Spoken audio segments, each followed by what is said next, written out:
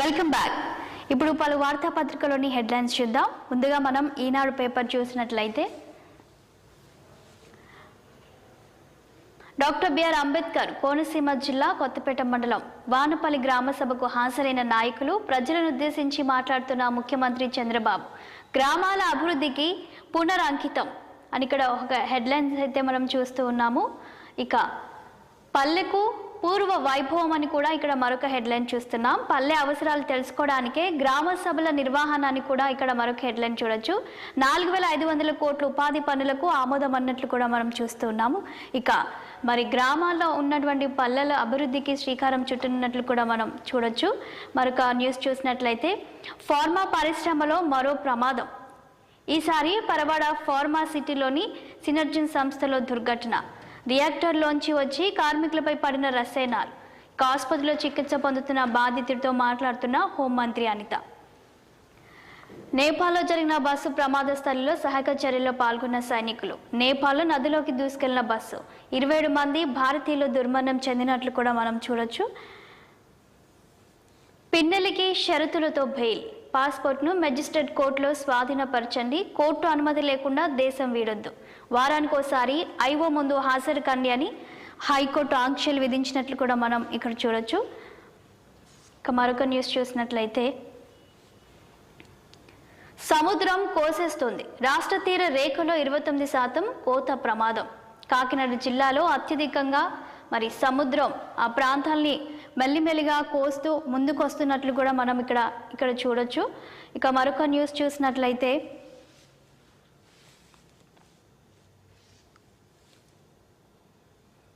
పోలవరం డిపిఆర్కు వచ్చే వారం ఆమోద ముద్ర వేయనున్నట్లు కూడా మనం మరొక హెడ్లైన్ చూస్తూ ఉన్నాము.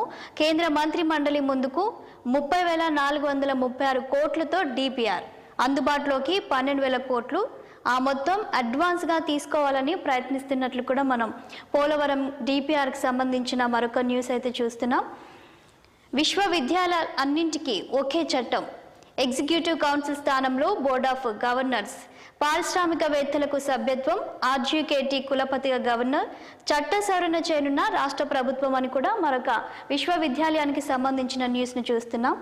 అమరావతి అభివృద్ధికి తోడ్పడండి. చంద్రబాబుపై నమ్మకంతోనే భూములు ఇచ్చాం. గత 5 ఏళ్లు నిద్రలేని రాత్రులు గడిపాం.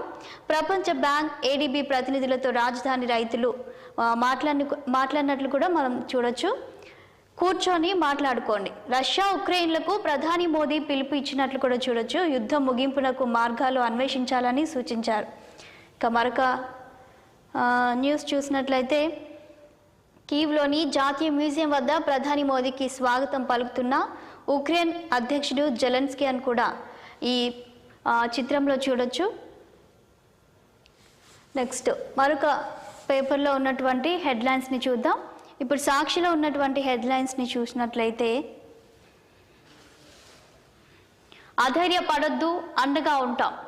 ఎసెన్షియా ఫార్మా ప్రమాద బాధితులకు వైఎస్ జగన్ ఓదార్పు. ఉషా ప్రైమ్ ఆసుపత్రిలో గంటన్నరకు పైగా కలియదిరిగి భరోసా ఇచ్చినట్లు కూడా అక్కడ పేషెంట్స్తో మాట్లాడినట్లు కూడా మనం ఈ చిత్రంలో చూడొచ్చు.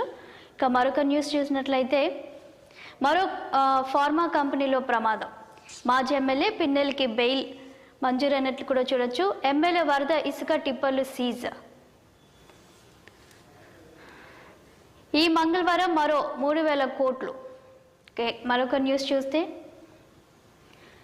శాంతి సుస్థిరతకు చర్చలే మార్గం అని కూడా ఇక్కడ మనం ఈనాడు పేపర్లో చూసిన న్యూసే మళ్ళీ చూస్తున్నాం. సచివాలయ ఉద్యోగులకు బదిలీలు.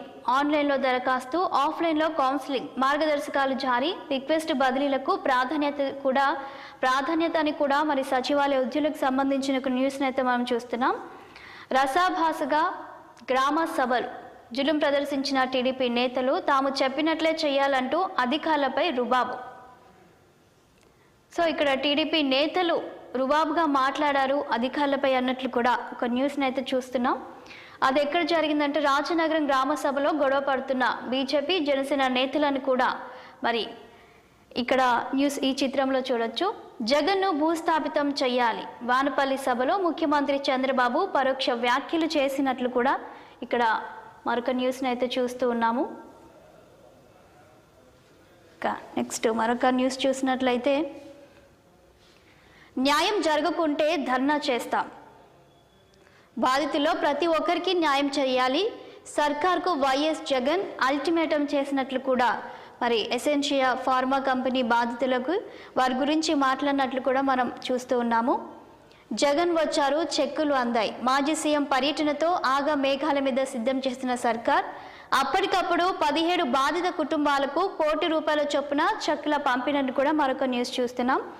ఏపీ ప్రభుత్వంపై ఎన్హెచ్ఆర్సీ సీరియస్. అచ్యుతాపురం, చిత్తూరు, అనకాపల్లి ఘటనలపై నివేదిక కోరిన ఎన్హెచ్ఆర్సీ సుమోటోగా కేసు నమోదు. నివేదిక ఇవ్వాలని ఇప్పటికే మరి ఏపీ గవర్నమెంట్కి ఆదేశాలు వెళ్ళినట్టు కూడా మనం చూడొచ్చు. ఇక మరొక పేపర్కి వెళ్దాం. ఏబిఎన్ ఆంధ్రజ్యోతిలో ఉన్నటువంటి హెడ్లైన్స్ని మరొకసారి చూద్దాం. గొల్లెం లేని తలుపు అయినా దారుణం. అత్యాచారం కేసులో కొత్త వివరాలు. హాల్ తలుపు బోల్ట్ గతంలోనే విరిగింది. లోపల దారుణం జరుగుతుంటే బయట కాపలా కాసారు అన్నట్లు కూడా ఇక్కడ ఒక హెడ్లైన్ అయితే చూస్తున్నాం. అనిల్ అంబానీపై సెబీ వేటు. నిధుల మళ్లింపు అంశంలో 25 కోట్ల జరిమానా. 5 ఏళ్లు మార్కెట్లో పాల్గొనకుండా నిషేధం. కుప్పకూలిన అడాక్ షేర్లు అని కూడా మరి ఇక్కడ మరొక న్యూస్ అయితే మనం చూస్తూ ఉన్నాం. సో ఇక స్నేహితుల సాయం చేస్తా అని ఇది మరొక న్యూస్ అయితే చూస్తున్నాం. రష్యాతో చర్చలకు నా వంతుగా తోడ్పడతా అని, మాది తటస్థ వైఖరి కాదు శాంతిపక్షం అన్నట్లు ఇక్కడ మోదీ వ్యాఖ్యానించినట్లు చూస్తున్నాం. ఇక మరొక న్యూస్ చూసినట్లయితే సర్పంచ్ సంయుక్తతో మాట్లాడుతున్న పవన్. పల్లెలు పచ్చగా 4500 కోట్లతో ఉపాధి. నెక్స్ట్ మరొక న్యూస్ చూద్దాం. లేఖలు ఇస్తే లక్షలని కూడా మరొక హెడ్లైన్ అయితే ఇక్కడ చూస్తూ ఉన్నాం. ప్రజాప్రతినిధులకు దళారుల ఎర. రాష్ట్రంలో ప్రభుత్వం మారినా ఆగని ఆగడాలు. వైసీపీ ప్రభుత్వంలో జోరుగా లేఖల అమ్మకాలు.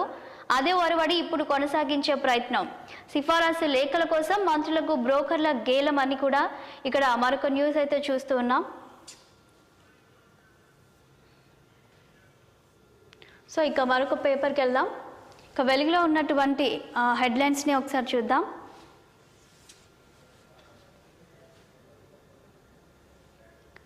టీ ఫైబర్కు 1.779 కోట్లు ఇవ్వండి అని కూడా, దీనికి భారత్ నెట్ ఉద్యమి పథకం వర్తింపచేయండి అని ఇక్కడ కేంద్ర మంత్రి జ్యోతిరాదిత్య సింధియాకు సీఎం రేవంత్ విజ్ఞప్తి చేసినట్లు కూడా మనం చూడొచ్చు.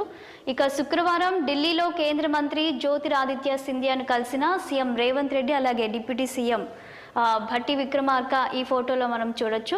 ఇక మరొక న్యూస్ చూసినట్లయితే బీసీకే పీసీసీ కాంగ్రెస్ హైకమాండ్ నిర్ణయం. రేసులో మధు యాష్కి, మహేష్ కుమార్ గౌడ్. నేడరోపు కొత్త అధ్యక్షుడి ప్రకటన చేయనున్నట్లు కూడా మరి మరొక న్యూస్ అయితే మనం చూస్తూ ఉన్నాము. మంత్రివర్గ విస్తరణపై రాని క్లారిటీ. ఖాళీగా ఉన్న 6 4 బెర్తులే భర్తీ. వాకిటి శ్రీహరి, సుదర్శన్ రెడ్డికి ఛాన్స్ ఉన్నట్లు కూడా మనం ఇక్కడ చూస్తూ ఉన్నాము. ఇక అదేవిధంగా మరో 2 బెర్తులకు 4 పేర్లు పరిశీలన. ఢిల్లీలో కాంగ్రెస్ అగ్రనేతలతో సీఎం రేవంత్, అలాగే డిప్యూటీ సీఎం భట్టి, మంత్రి ఉత్తమ్ భేటీ అయినట్లు కూడా మనం ఈ న్యూస్లో చూడొచ్చు. చెరువుల్లో ఫామ్ హౌసులు కట్టింది బీఆర్ఎస్ నేతలే. నాడు రేవంత్ డ్రోన్ తిప్పితే కేసు పెట్టి ఇప్పుడు ఫ్రెండ్ ఫామ్ హౌస్ అంటావా. కేటీఆర్పై మంత్రి పొంగులేటి శ్రీనివాస్ రెడ్డి ఫైర్ అయినట్లు కూడా మనం ఈ న్యూస్లో చూడొచ్చు. ఇక మరో న్యూస్ చూసినట్లయితే పోర్న్ వీడియోల నుంచి పిల్లల్ని కాపాడాలి. అసెంబ్లీలో ఒక రోజంతా చర్చ పెట్టాలి అని ప్రభుత్వాన్ని కోరిన స్వచ్ఛంద సంస్థలు. సో ఈస్ట్ వైపు చూడండి, హైదరాబాద్ తూర్పు ప్రాంతాన్ని అభివృద్ధి చేస్తామని ఇక్కడ మంత్రి శ్రీధర్ బాబు చెప్తున్నట్లు కూడా మరొక న్యూస్ చూడొచ్చు. ఇక అదేవిధంగా ఇచ్చిన భూములన్నీ వాటిలో వారిని వెన్ని. పడావు పెట్టిన భూములు, బిల్డింగ్లు లెక్కలు తీస్తున్న రాష్ట్ర సర్కార్ అని కూడా భూములకు సంబంధించిన మరొక న్యూస్ చూడొచ్చు. మిషన్ స్పీడ్ 19 ప్రాజెక్టులపై సర్కార్ ఫోకస్. రాష్ట్ర ఆర్థిక అభివృద్ధికి బూస్ట్ ఇచ్చేలా యాక్షన్ ప్లాన్ తీసుకున్నట్లు కూడా మనం ఇక్కడ చూస్తున్నాం. పనులు వేగంగా పూర్తి చేయడమే లక్ష్యంగా. సో ఇక మరొక పేపర్కి వెళ్దాం. ఇంకా చివరిగా దిశ పేపర్లో ఉన్నటువంటి హెడ్లైన్స్ని చూద్దాం. Marriage versus live-in. సహజీవనానికే యువకుల ఓటు. దీనివల్ల లాభాలేంటి, నష్టాలేంటి, పుట్టే పిల్లలకు లీగల్ హక్కులు ఉంటాయనే ఒక కొత్త న్యూస్ని అయితే మనం ఇక్కడ చూడొచ్చు.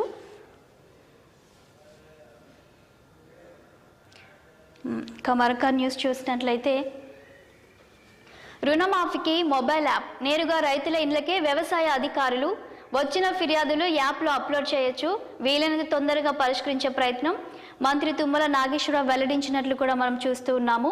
ఇక రుణమాఫీకి సంబంధించి ఒక మొబైల్ యాప్ని తీసుకురావాలన్న ఆలోచన ఉన్నట్లు మనకి తెలుస్తోంది.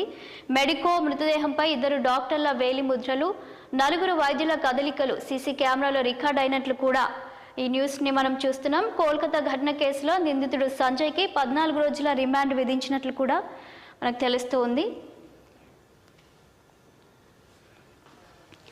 బఫర్ జోన్లో ఉంటే నా ఇంటిని కూల్చేయండి, కేటీఆర్ హరీష్లకు మంత్రి పొంగులేటి ఛాలెంజ్ చేసినట్లు కూడా మనం ఇక్కడ మరొక న్యూస్ అయితే చూడొచ్చు.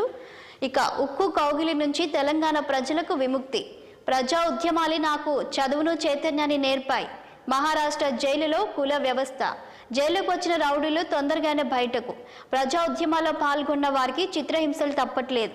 మీట్ ది ప్రెస్లో ప్రొఫెసర్ జిఎన్ సాయిబాబా ఈ మాటలు వ్యాఖ్యానించినట్లు కూడా మనం చూడొచ్చు. సో ఇవన్నీ ఈరోజు ఉన్నటువంటి పలు వార్తాపత్రికల్లోని ప్రధాన హెడ్లైన్స్. చూస్తూనే ఉండండి 6 టీవీ, సామాన్యుడి ఆరోపణ.